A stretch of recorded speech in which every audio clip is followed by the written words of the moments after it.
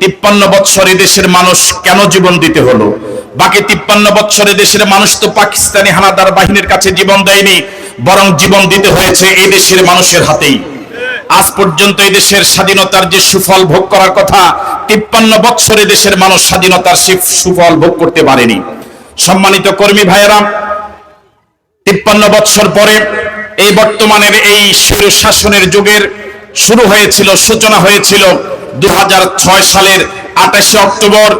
আল্লাহর কিছু বান্দাদেরকে, নিরপরাধ কিছু বান্দাদেরকে ঢাকার রাজপথে লগি বৈঠার তাণ্ডবে ঢাকার রাজপথে যাদেরকে বিদায় করে দেওয়া হয়েছিল, লাশের উপর নৃত্য করে গোটা পৃথিবীকে তারা স্তব্ধ করে দিয়েছিল, লাশের উপর নৃত্য করে বাংলাদেশকে পুরা পৃথিবীর কাছে লজ্জিত করেছিল।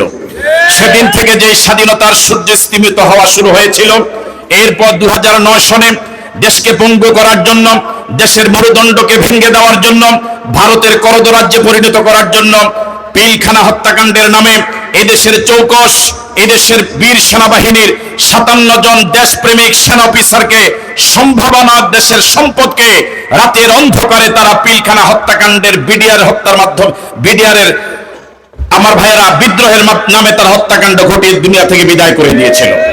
সম্মানিত কর্মী ভাইয়েরা, এরপরে আমরা দেখেছি দেশের সম্পদ, এদেশের শ্রেষ্ঠ সম্পদ তৌহিদি জনতার হৃদয় স্পন্দন, গোটা পৃথিবীর ইমানদারদের হৃদয় স্পন্দন, তাফসীর জগতের জীবন্ত কিংবদন্তি যিনি ছিলেন, তাফসীর জগতের যিনি মুকুটের সম্রাট ছিলেন, শহীদ আল্লামা দেলাওয়ার হোসেন সাঈদী, যাকে ফাঁসির কাস্টে ঝুলাবার জন্য 4000 পৃষ্ঠার মিথ্যা রচনা লিখে ফাঁসির রায় দেওয়াকে কেন্দ্র করে এই দেশের প্রায় 4 শতাধিক আল্লাহর বান্দাকে, নিরীহ বান্দাদেরকে পাখির মতো গুলি করে হত্যা করা হয়েছিল। এরপর আমরা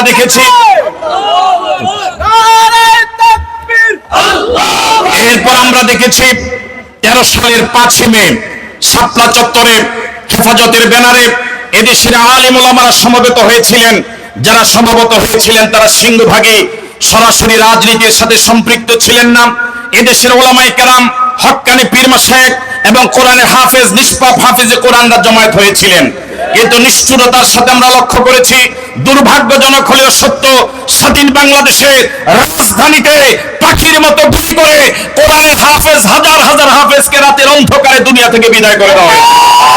দুর্ভাগ্যজনক হলেও সত্য, আল্লাহ সে সকল বান্দাদেরকে আজ পর্যন্ত তাদের পরিবারের কাছে ফেরত দেওয়া হয়নি, বরং সিংহভাগ লাশকে তারা গুম করেছে, নদীতে ফেলে দিয়েছে, ময়লার মধ্যে তাদের লাশগুলোকে সেদিন তারা ফেলে দিয়েছিল।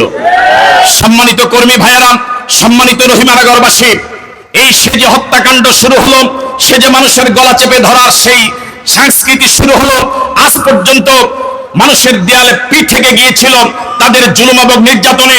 এদেশের আপামর জনসাধারণ, এদেশের নারী পুরুষ, শিশু বৃদ্ধ, এমন কোন মানুষ নাই যে মানুষ তাদের নির্যাতন থেকে রেহাই পেয়েছে।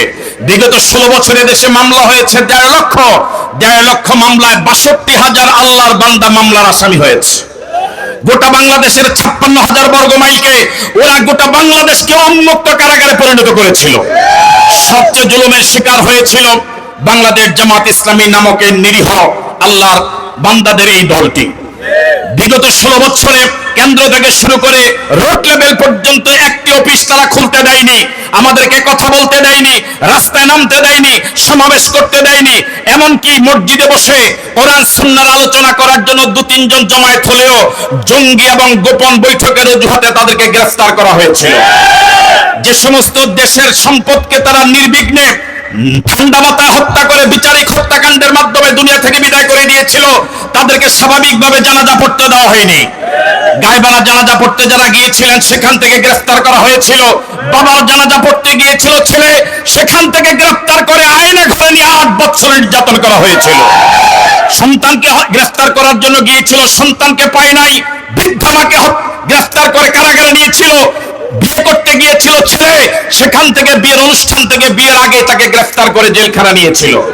গোটা বাংলাদেশকে একটা ত্রাসের রাজত্ব কায়েম করে, গোটা বাংলাদেশকে একটা উন্মুক্ত কারাগারে পরিণত করে জালেম শাহী চেষ্টা করেছিল এদেশের মানুষের কণ্ঠরোধ করে দীর্ঘদিন নয় চিরদিন ক্ষমতা থেকে ক্ষমতার ভাগ বাটোয়ারা নিয়ে আঙ্গুল ফুলে কলা গাছ যারা হয়েছে, আরো আঙ্গুল ফুলে কলা গাছ বানাবার জন্য দেশের মানুষকে অকথ্য নির্যাতনের মাধ্যমে তারা লুটেপুটে খাওয়ার জন্য প্রচেষ্টা করেছিল।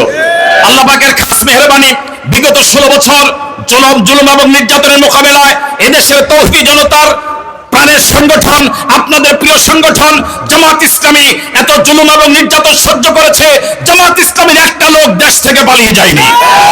বিগত 16 বছর জামাত ইসলামী নেতৃবৃন্দ ফাঁসিতে ঝুলেছে, অন্যায়ের কাছে মাথা নত করেনি। জামাত ইসলামী বিগত 16 বছরে নির্বিঘ্নে ব্যবসা করতে পারেনি, চাকরি করতে পারেনি। অসংখ্য আল্লাহর বান্দার চাকরি চলে গিয়েছে।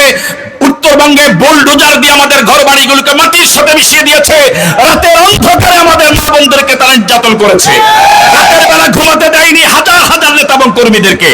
এত জুলুম এবং নির্যাতনের পরেও জামাত ইসলামী এদেশের একজন নিরীহ মানুষের মাথায় হাত বাড়ি দেয়নি।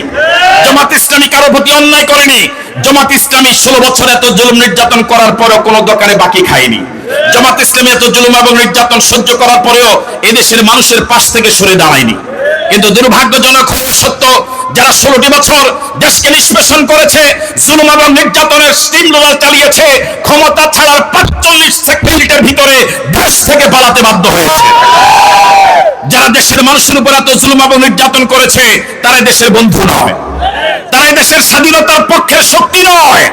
তারা দেশের মানুষের প্রকৃত বন্ধু যদি হতো, তাহলে নিজের দলীয় নেতা এবং কর্মীদেরকে বিপদে ফেলে তারা পালিয়ে যেত না।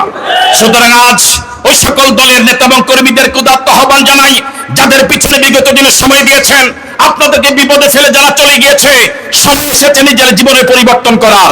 আল্লাহ যে বিবেক দিয়েছে, বিবেকটাকে শানিত করেন। যারা আপনাকে বিপদে ফেলে চলে গিয়েছে, দুনিয়াতে যে আপনার কাজে আসে না, পরকালে সে আপনার কোনো উপকারে আসবে না।